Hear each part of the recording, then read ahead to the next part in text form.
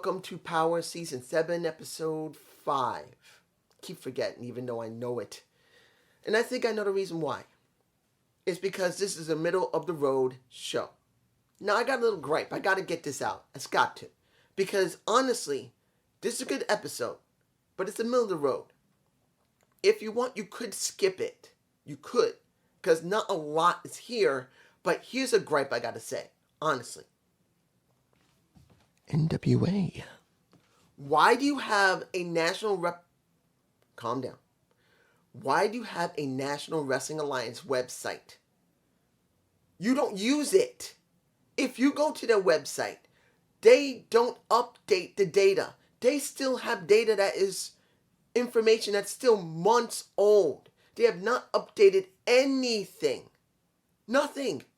You're supposed to update data on your website to make sure it's, if you're not going to watch YouTube and you're not seeing everything on Fight, let's say you missed it, maybe you want to know what's going on, something that might be explained, why don't you update your website? Billy, Boobala, why don't you update your website? Don't you have someone to update the information? I think the information they have there is from last year. Seriously. They still got the same information from last year. Nothing generally updated unless they just did it now, because I have not checked now, but I checked more than a week ago. And the data that was there, the information that was there, was the same information I've been seeing for months. So they need to do something about that. Now, first thing, we got Sion talking about Sal Renaro, because he wants to prove that wrestling means everything to him. And Sal, he wants to find out what he can learn from Sal.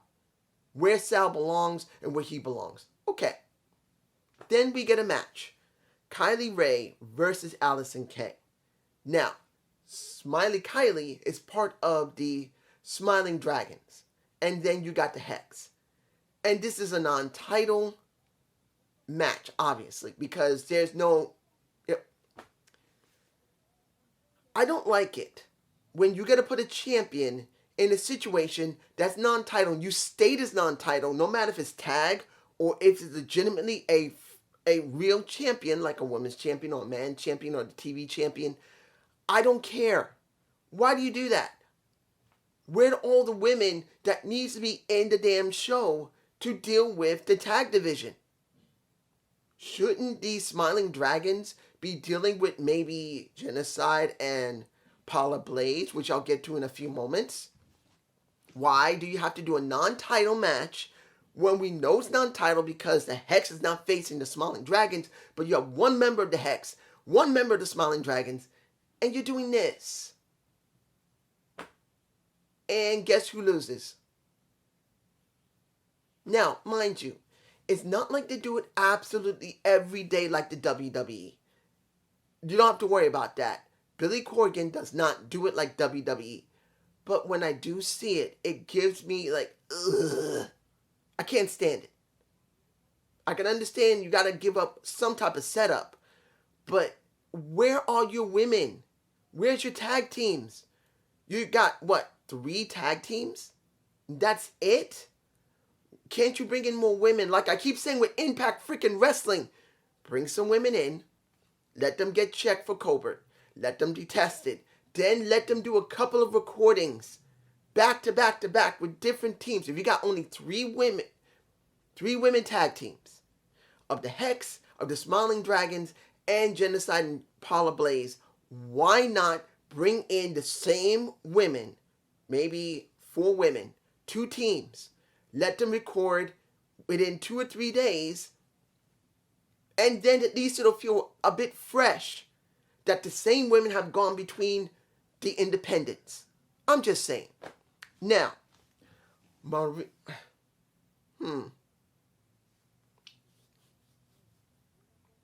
Maddie versus Melina. This was the best match of the night. For me personally, it was. Because it was very, very technical. I did enjoy this match. And in the end, Melina wins, acting all crazy because she wants her shot again at Camille. She wants to prove that she earns that title shot and earns the right to become champion. I'm all right with that. And now we move on to, why is Kiera Hogan working with NWA still? I've heard months upon months ago she wants to go back to Impact Wrestling because of the way she felt compared to AEW. Now, we have not seen her AEW. If she's on Dark, okay. But she's here in NWA. And now she's having a moment against Camille because she won her match last week to get a shot against Camille. And Camille makes it very clear, hey, you got an obsession with me now because Kiera said, I've now moved on to a new obsession. That is you, Camille. Not my obsession is for the Burke, it's for Camille. She's doing a little bit of Mickie James, how she used to be obsessive. The only difference is you got Camille here and you got Kiera here. And there's your obsession, Kiera. But it was a nice segment. It was all right. But it's like, what? We need more. And what about Kiera? Is she going to go back to Impact Wrestling? The way that she spoke, and it was in an interview that she said that, it looks like she's not going back. And that interview is either just blowing off some steam or just trying to drum up some interest. I'm just saying. Now, Paula Blaze, Genocide with the... even after having a kid, Terrence Terrell looks damn good. And Paula Blaze still means something to me because when Paula tried to apologize to a Genocide's really not interested, but she knows she's going to have to be. When she does, you see Paula jumping up and down with those boobies bouncing everywhere. She knows exactly what she's doing. I'm not being sexist. It is exactly what she was doing. She wants someone to notice her body. So seeing those titties bounce up and down in that black top, which had a lot you could see here, she got what she wanted. I'm sure people are going to watch her for her titties bouncing up and down. But then, even though now we have the Hex, we have the Smiling Dragons, we have Paula Blaze and Genocide, where are the other women? I want to see more. I want to see Varkovish. I want to see Natalia. Is there other women next to Natalia? Or that's it? Is that only 7 women on NWA? Like I said, bring in 2 more tag teams. 4 women to go between the 3 tag teams you got. Let them each go through it. You can do multiple matches with these women over a 2 or 3 day period. As long as they're safe. I'm just saying. Now, we got Matt Cardona with Mike Knox. I know I could say this in the beginning. Along with Sam, but I decided I'll leave it here. We know Matt Cardona wants the NWA title. He, talking with Kyle Davis, he pulls out his phone and plays his theme music that is used across all the other promotions except the NWA, except when it's a pay-per-view.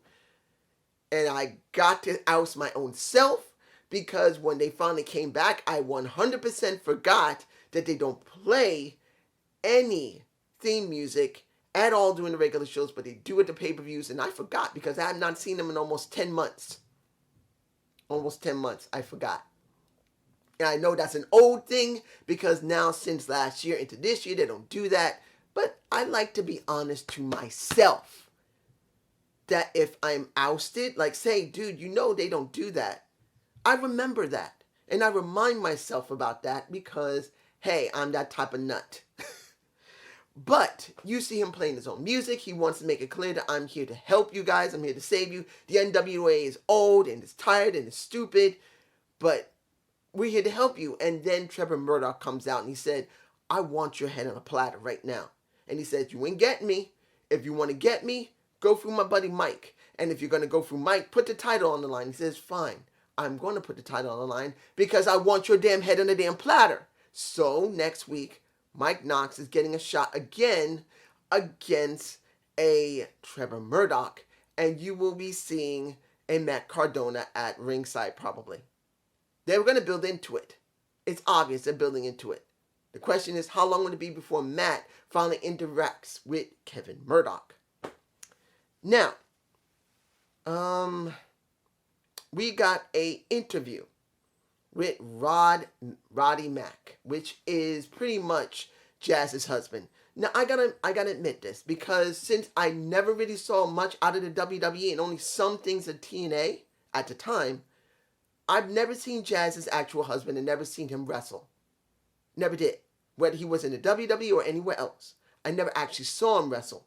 So now, he's pissed off that a not Mike Knox, but a Jax, wait. No, wait. I'm holding right there. I'm stopping. I'm stopping right here. Because the title, this needs to be last. Let's finish up with Hawks Aerie.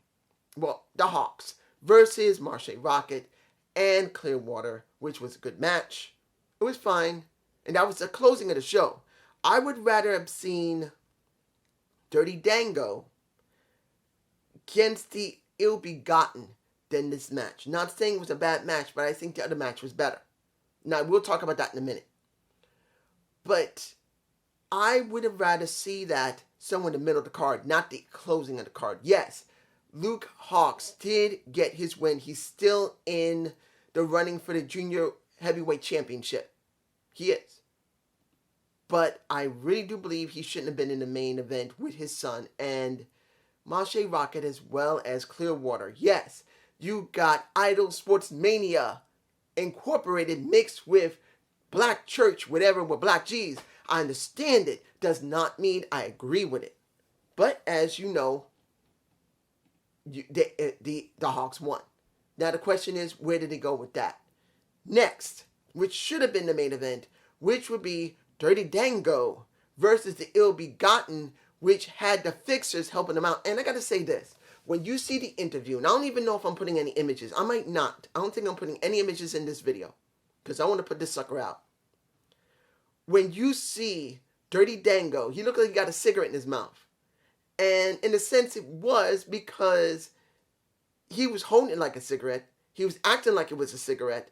But in actuality, I think it was candy. A candy cigarette. Because that's what I think it was. Because it was during their talk with Kyle Davis. And you could see that JTG said, hey, no, you can't smoke. We'll get in trouble for that. He says, don't worry, I'm not going to smoke. And he eats the damn thing. And I'm taking a guess that was candy. As far as I know, Johnny Curtis doesn't smoke, I don't think. But even if he doesn't smoke, he's not going to be eating actual tobacco. He's not that type of guy. Because he wouldn't be able to talk if he got tobacco in his mouth. So there had to be candy. So it was interesting to see him acting like that. And then you got the Ill Begotten coming out. And they won a match. And JTG as well as Dirty Dango said, you guys don't stand a chance. This is unfair. So if you want 3 guys, we'll deal with them. And guess what? Freeman calls in the Fixers. So Ill Begotten will have their chance to actually beat the Dirty, Sexy Boys. Which they did. And you could hear, I don't know what it is about Velvet Sky seeing a Dirty Dango. Because she loved those hips. Particularly once JTG got driven into between his legs. And she's so upset hearing that splat of his hips getting squashed by a JTG. And she says, oh, damn it, baby doll. She's the only person other than someone who did the acting for Justice League Unlimited between Huntress and The Question I've ever heard someone say the name or the word baby doll to a guy. Now, I know that's meant for a guy. Women will call guys baby doll. They will. But I've never heard a woman in open company call a guy that's her man baby doll. I'm just I'm sheltered. But you get my point. It's just something to see. Finally, now let's get to that interview. I know I'm skipping over the Titus crew with Idol Mania. I'm skipping it. Between Idol Mania. I am. Idol Sports Mania Incorporated. I'm skipping it. Because this is more interesting. This is Rodney, and as I said earlier, Rodney Mack I've never seen him wrestle. I never even knew that he was Jazz's wife. Oh my, Jazz's wife. Jazz's husband. This is like the Gun Report. You never know what you're going to get. I am such a botcher. But when you see him, he is serious. He does not like Jack Steen insulting his wife. And he's going to break his face for it. Now, Mayweather was hit with him. And as he said before, Jack Steen causes nothing but havoc. He screws up everything, even between me and my first, and he said this, I train Mims. When I opened up my school, he is literally the first student I got. And also, he's my friend. And Jack Steen put us both in a position that really was a mess. One of the guys in the stipulation had to win, and Mims just could not do it. Maybe because he thought he can beat me, maybe he thought he could get beaten. He just couldn't bring himself to do it, and he walked off. And ever since then, he's not been the same. And this is all Jack Steen's doing because he always causes nothing but havoc. And then we get a guy, a shrimp, maybe about my height, a little bit taller, comes in, holds a paper, and I'm going, wait, no, they would not do that here. Would they actually do what I think they're doing? He says, hey, you're Mayweather. He said, yes. Can I get a picture with you? Holds the camera, holds the paper near him, and then he says, you've been served. Really? I'm sure the NWA, just like every other promotion, have had this type of angle where someone serves them a restraining order. I'm sure it has happened throughout the years. I'm sure. In recent memory, I don't think they've done it. Maybe in the last 5 or 6 years, they have probably not done it. Since I watched since 2019, they have not done it on main power television.